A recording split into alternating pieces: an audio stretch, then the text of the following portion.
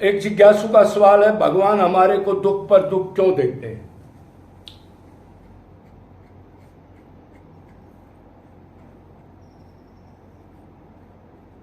तो भाई दुख पर दुख तो भगवान तो किसी को नहीं देते, हो तो कृपा सिंधु हैं, दयालु हैं।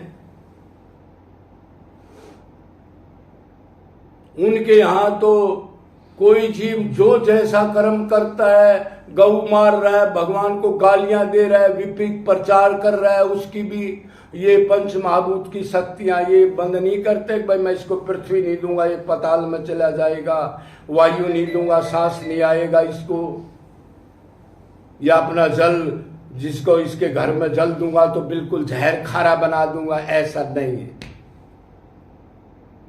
दुख देने में भगवान का कोई रोल नहीं है। उसने तो शरीर इसलिए दिया है कि सुखी होकर के सदा मालामाल हो जाए। दुख का क्या मतलब? तो फिर ये दुख क्यों भोग रहे हैं जी हम? तो भगवान का एक नियम है। क्या नियम है? भगवान सबके हृदय में बैठ करके जो जीव जैसा सोचता है, कर्म करता है, उसको नोट करते हैं। करने वाला कौन है? जीव।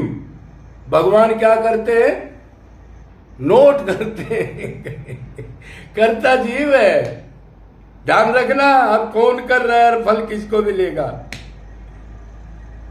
तो दोबारा आप उलाना नहीं दोगे। भगवान दुख पर दुख दे रहे हैं।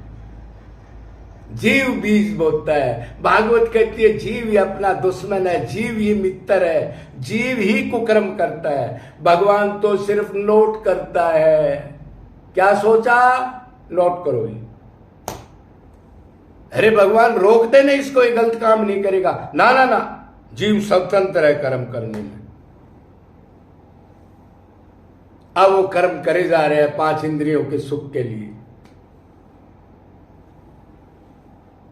किसी जीव को तंग कर रहा है अपने सुख के लिए, किसी से छल कपट कर रहा है अपना सुख के लिए, किसी से पैसे मार लिए अपने सुख के लिए, किसी से मिलावट कर दी अपने सुख के लिए। कमो तमोगुणी रजोगुणी जीव जंतु खा रहा है, पार्टी पिकनिक कर रहा है, जन्मदिन मना रहा है अपने सुख के लिए। अब भगवान नोट कर रहा है, कोई परवाह नहीं। खुद ही भगवान बन गया, करने दो नोट उसको। अब आप धीरे धीरे समझ रहे हो। अब भगवान दुख पर दुख देता है या जीव अपने खान बनाता है दुखों की। हर एक चीज, हर एक जीव के हृदय में बैठ करके भगवान कर्म करने की शक्ति देता है, आत्मा को ताकत देता है, और जो सोचता है उस कर्म को नोट करता है। और जो प्रारब्ध का फल था, दुख सुख आते हैं, टाइम आते उसको भुगताता है, ऐसी गति में डाल देता है, वो बिलबिलाता है। फिर कि उसने तो नोट किया था इसलिए वो कर रहा है, कर्म करने में स्वतंत्र है। लेकिन बेटा जिसने नोट कर लिया फल वो देगा। अब रोना मत।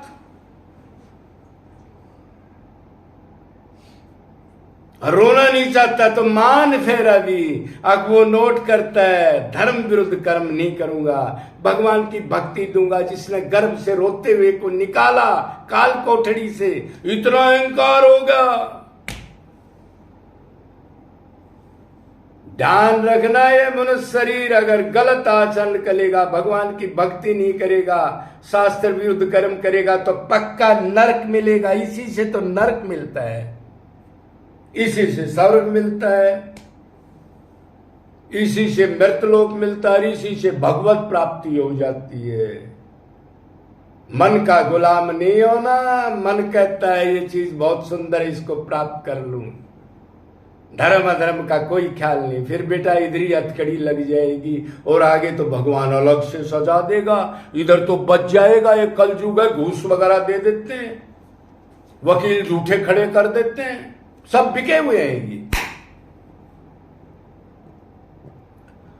तो भगवान किसी को दुख नहीं देते। भगवान तो कह रहे अरे तू क्यों दुख भोग रहा है, तू मेरा अंश है, तू शरीर नहीं आत्मा है। गधा एक बार मान लेने।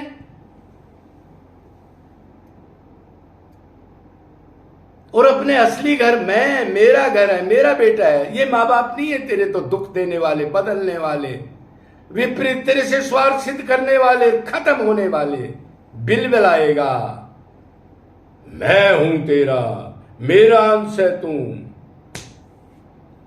इन सब धर्मों का परित्याग कर दे, ये बांधने वाले नश्वर है, शरीर के धर्म है। तो माम एकम शरणम वर्ष, मन बुद्धि मेरे में लगा दे, मैं ही तेरा माँ बाप पिता पत्नी, मैं ही हूं आनंद की खान, जिस आनंद को तू ढूंढ रहा है संसार में, और जूते चप्पल डंडे जलील होता घूम रहा है अपने वहीं से, माँ बाप बेटे से उनसे ही जलील हो रहा है, और बुढ़ापा घेरे जा रहा है, इंद्रियां वीक होगी,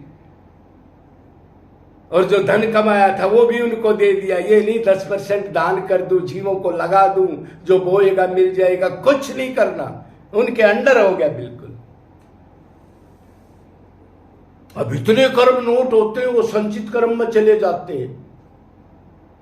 बार बार मैंने बहुत बार बताया है, कर्म सोचने से नोट होते हैं। जो सोचोगे वो बहुत गंदा आदमी है, इसको मजा चखा दूंगा, बड़ा दोस्त है, और वो आया जब आपने कहा आओ जी भाई साहब, आप तो कभी आते ही नहीं, अरे चाय लाना हो, नाश्ता लाना। भगवान कहता है बेटा मैंने नोट कर लिया, सोचने का नोट करता हूं, अगर ये चीज मान ले भगवान अंदर बैठा है, और गलत सोचता है, उसका चिंतन करता है, फल मिलेगा, तो 50% सुधर जाएगी जीव। लेकिन एक तो जानता नहीं, और कोई जान लेता, वो निरंतर मानता नहीं, 1 घंटे मानेगा, 2 घंटे मानेगा। तो भगवान तो आनंद सागर है, तो जीव को कहते हैं अब तू आया है, अर्जुन को कहा अनित्य सुखम लोक की मम प्राप्य भजस्य माम। अर्जुन ये नित्य लोक है, इसमें लावाले सुख का मात्र नहीं, इंद्रियों का सुख है थोड़ी देर का, उसी से दुख मिलता है। कोई चीज स्थायी नहीं है, छूटने वाली है। उन चीजों के लिए पाप कर रहा है, ये नहीं पता कितने बार भोगेगा। जे रंडे पसीने में दुष्ट, तो क्या करूं? प्राप्य भजस्य माम, मेरे पास आनंद है, मन बुद्धि मेरे में लगा दे, तू मेरा अंश है, शरीर नहीं आत्मा है। शरीर तो 1-1 मिनट में बदलते हैं। अभी नाम है राम सिंह, उसका श्याम सिंह नाम है, और थोड़ी देर में हाथ का कट गया तो उसको कहते वो टुंडा आदमी आ रहा है, वो लंगड़ा आ रहा है, वो अंधा आ रहा है, वो बच्चा आ रहा है, वो जवान आ रहा है, ये बूढ़ा आ रहा है। कितनी दुर्दशा, कितने नाम चेंज हो जाते हैं इसी जन्म में, इस शरीर के। तो भी भेजे में नहीं आता, और सुख ढूंढता रहता है जूते चप्पल खाता हुआ। तो अभी आप समझ गए होंगे, भगवान कोई दुख नहीं देता, नोट करता है, हम ही सब कुछ करते हैं, गड्ढे खोदते हैं, उसमें गिरना ही पड़ेगा, भोगना पड़ेगा पिछला तो। और अब भगवान से रो के नित्य निरंतर भक्ति करके, दान सेवा, जीवों की सेवा कर करके कोई चीज बना लो, परलोक समझ जाए, और नहीं तो बहुत दुर्दशा होगी। सर्वेशु कल्पेशु भोगना पड़ेगा हमारे को। एक कल्प 4 अरब 32 करोड़ साल का होता है, माथा घूम जाएगा। जय जय श्री राधे।